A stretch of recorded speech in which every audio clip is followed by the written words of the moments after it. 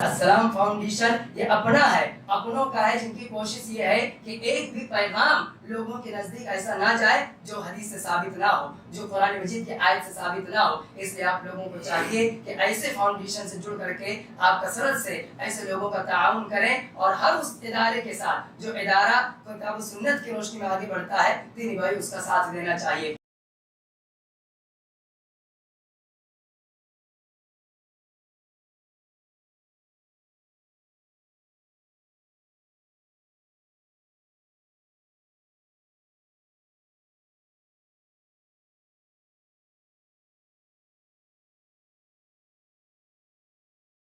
قال الله عز وجل: أعوذ بالله من الشيطان الرجيم. إنا أنزلناه في ليلة القدر وما أدراك ما ليلة القدر ليلة القدر خير من 1000 شهر تنزل الملائكة والروح فيها بإذن ربهم من كل أمر سلام هي حتى مطلع الفجر. ہر قسم کی تعریف و توصیف، کبریائی و بڑائی اس وحدہ لا شریک کے لیے لائق و زیبا ہے، جس نے ہم سب کو پیدا کیا اور ہم سب کو زندگی کیسے گزارنی ہے ایک ضابطہ اور ایک نظام حیات دیا۔ بعدہ درود و سلام ہو تمام کے تمام انبیاء کرام پر، خصوصاً نبی آخر الزمان، پیارے نبی رحمت، رحمت للعالمین محمد رسول اللہ صلی اللہ علیہ وسلم پر۔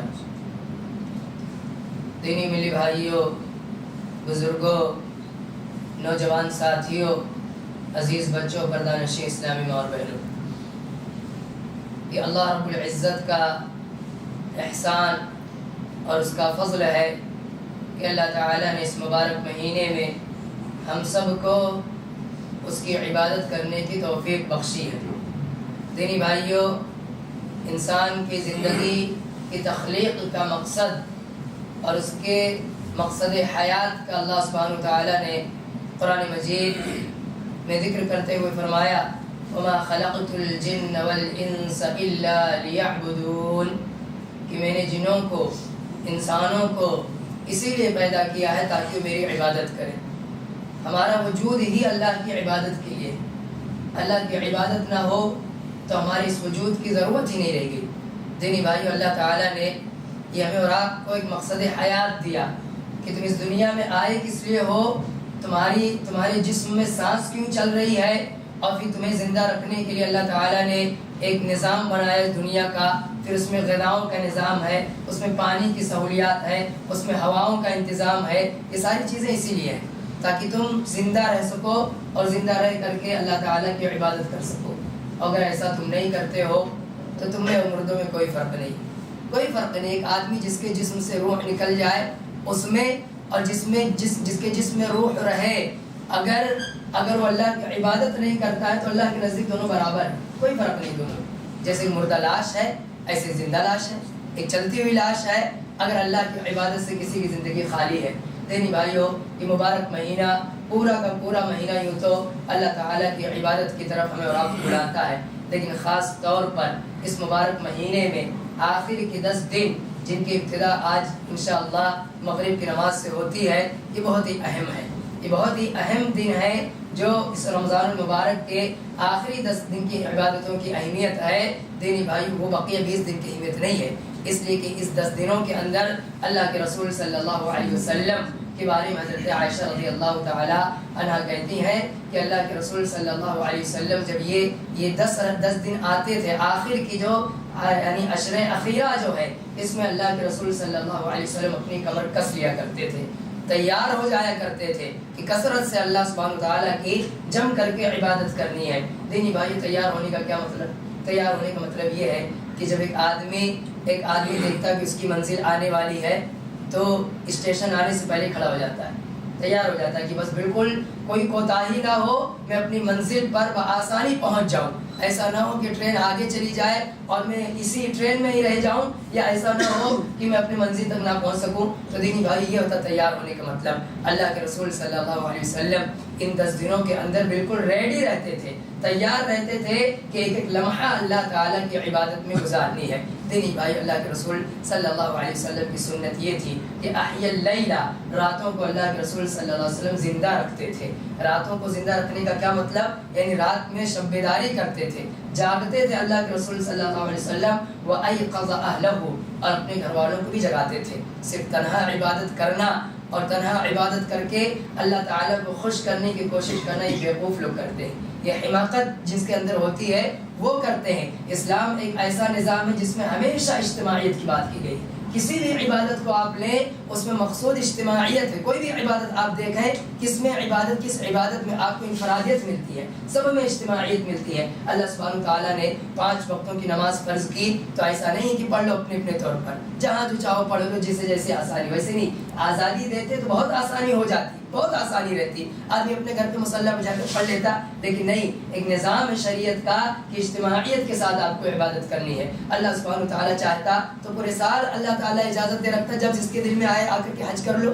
اتنی ساری بھیڑ اکٹھا ہو، 25-30 لاکھ کے مجمع کو کنٹرول کرنا بھی ایک مشکل کام ہوتا ہے. لیکن نہیں، اللہ تعالیٰ مقصود یہ ہے کہ اس کے بندے اجتماعیت کے ساتھ عبادت کریں. اللہ تعالیٰ سہولت دے دیتا کہ جس کو جب چاہے سال میں 30 دن روزے رکھ لو، جنوری میں رکھ لو، فروری میں رکھ لو، مارچ میں رکھ لو، جس کو جب آسانی ہو تب روزے رکھ لو. لیکن نہیں، ایک خاص مہینہ ہے اور تمام مسلمانوں کو اسی مہینے کے اندر روزہ رکھنا ہے. دینی بھائی اللہ تعالیٰ چاہتا تو اجازت دے رکھتا کہ زکوٰۃ کی رقم آدمی جہاں چاہے وہاں دے دے، جسے چاہے وہاں دے دے. لیکن نہیں، پیارے نبی صلی اللہ علیہ وسلم کے ذریعے بیت المال کا نظام بتایا اسلام نے کہ ایک نظام ہونا چاہیے بیت المال کی شکل میں، جہاں علاقے کے لوگ، جہاں خطے کے لوگ، جہاں شہر کے لوگ، جہاں قصبے کے لوگ لا کر کے اپنی مسجد کے ذمہ داران یا یہ کہ جو بھی وہاں مسلمانوں کی دیکھ ریکھ کرتا ہے اس کے یہاں اپنے زکوٰۃ کے فنڈ کو جمع کرے، وہاں لا کر کے اپنے زکوٰۃ کی رقم کو دیں اور پھر وہ اپنے ثوابدید کے مطابق، وہ اپنی تحقیق کے مطابق حقیقت میں جو لوگ مستحقین زکوٰۃ ہیں،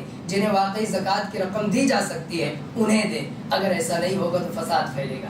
اگر ایسا نہیں ہوگا تو فساد پھیلے گا. فساد پھیلتا ہم اور آپ دیکھتے ہیں. بعد میں خبریں آتی ہیں کہ فلاں صاحب آئے تھے، 10 لاکھ روپیہ چندہ لے کر کے گئے، لیکن ان کے مدرسے کا وجود صرف کاغذوں پر ہے. ان کے مدرسوں کا، ان کے مکاتب کا وجود صرف پیپرز میں ہے، حقیقت سے اس کا کوئی لینا دینا نہیں. دینی بھائی صرف زکوٰۃ میں ہم نے اجتماعیت کھوئی ہے. صرف زکوٰۃ میں تو اس کے اتنے سارے مفاسد ہیں کہ آدمی کو ڈر لگتا ہے، سوچ میں پڑا رہتا ہے آدمی کہ اسے زکوٰۃ کی رقم دوں کہ نہ دوں یا نہ دوں. کہیں ایسا تو نہیں کوئی غبن کرنے والا ہے، کہیں ایسا تو نہیں فراڈ کرنے والا ہے. یہ کیوں ہے؟ یہ صرف اسی وجہ سے کہ ہم نے زکوٰۃ میں اجتماعیت کو کھو دیا. اجتماعی نظام جیسا ہونا چاہیے تھا اس کی ہمیں پرواہ نہیں رہی. ہر آدمی اپنے تعلق کے اعتبار سے زکوٰۃ دیتا ہے، جس کی جس سے پہچان ہے اسے زکوٰۃ دے دیتا. دینی بھائیوں میں یہ نہیں کہہ رہا کہ آپ کو یقین ہو اس کے بعد بھی آپ زکوٰۃ نہیں دے سکتے. میں یہ نہیں ثابت کرنے کی کوشش کر رہا ہوں. میں یہ کہنا چاہتا ہوں کہ اجتماعیت کی کتنی اہمیت ہے کہ آدمی اجتماعیت کے ساتھ رہ کر کے جب اللہ کی عبادت کرتا ہے تو دینی بھائی اس کا فائدہ ملتا ہے، اس کا پھر آدمی کو اس کی زندگی کے اندر اثر دکھائی دیتا ہے. دینی بھائی تو اللہ کے رسول صلی اللہ علیہ وسلم کی سنت تھی کہ پیارے نبی صلی اللہ علیہ وسلم صرف تنہا عبادت نہیں کرتے تھے، آپ اپنے گھر والوں کو بھی جگاتے تھے، اپنے پورے گھر والوں کے ساتھ اللہ تعالیٰ کی عبادت کیا کرتے تھے. یہ اجتماعیت ہمیں ہر عبادت میں تلاش کرنی چاہیے. ہر عبادت میں جو شریعت سے ثابت ہے دینی بھائی اس میں نظر آنی چاہیے. ہاں یہ الگ بات ہے کہ کسی عبادت میں خاص طور پر انفرادیت کا ذکر ہے تو اسے انفرادی طور پر آدمی انجام دے. دینی بھائیو اللہ کے رسول صلی اللہ علیہ وسلم اس 10 دنوں کے اندر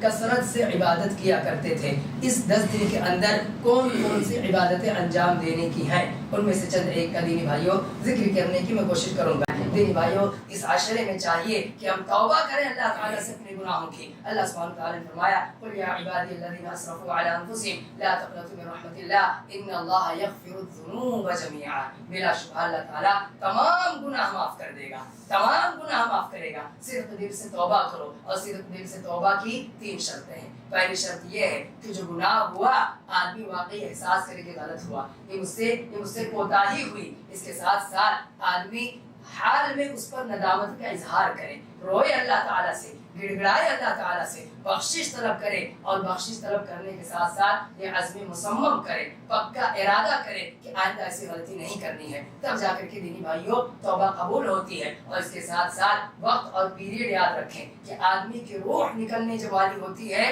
تب توبہ نہیں قبول ہوتی، اس سے پہلے آپ کے لیے غنیمت ہے کہ آپ توبہ کر لیں، لیکن جب موت کا وقت آ جائے گا اور غرغرے کا وقت آ جائے گا تو دین بھائی پھر آپ توبہ کرنا بھی چاہیں گے تو اللہ تعالیٰ توبہ نہیں قبول کرتا۔ جیسے کافروں کی اللہ تعالیٰ کافروں کی بغیر اسلام کی بخشش نہیں کرتا، ان کی توبہ نہیں قبول کرتا اللہ تعالیٰ، ایسی موت سے پہلے کی جانے والی توبہ تو قبول ہے، لیکن بالکل عین موت کے وقت جب آپ کے غرغرے کا وقت آ جائے، آپ کے جسم سے روح نکلنا چاہ رہی ہے، اس وقت آپ توبہ کرنے کی کوشش کریں تو اللہ تعالیٰ توبہ قبول نہیں کرتا۔ اب یہ اللہ کی مشیت پر ہے کہ اسلام پر رہنے کی وجہ سے اللہ تعالیٰ آپ کو معاف کرے یا پھر جو عذاب ہے اس میں آپ جھونک دیے جائیں، یہ اللہ تعالیٰ کی مشیت پر موقوف رہے گا۔ تو دینی بھائی اس شب قدر میں ہمیں اور آپ کو چاہیے کہ ہم کثرت سے اللہ تعالیٰ کا ذکر و اذکار کریں، قرآن مجید کی تلاوت کریں، اللہ کی تسبیح بیان کریں اور اپنے گناہوں کی توبہ کریں۔ اللہ سبحانہ تعالیٰ سے دعا ہے اللہ تعالیٰ ہم سب کو ان 10 دنوں کے اندر کثرت سے اللہ تعالیٰ کی بات کرنے کی توفیق عطا فرمائے۔ اللہ تعالیٰ ہمیں شب قدر میں خود بھی اور اپنے گھر والوں کو جگا کر کے